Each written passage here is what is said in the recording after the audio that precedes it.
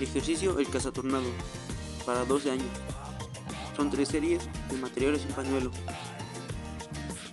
Se forman equipos de 6. El ejercicio consiste en que 5 compañeros forman un círculo tomados de los hombros. Un integrante tiene que colocarse el pañuelo en la espalda y el compañero que está fuera tratará de tomarlo. Para evitarlo tienen que girar sin soltarse. Cuando logra atraparlo tienen que cambiarse para que pase todo.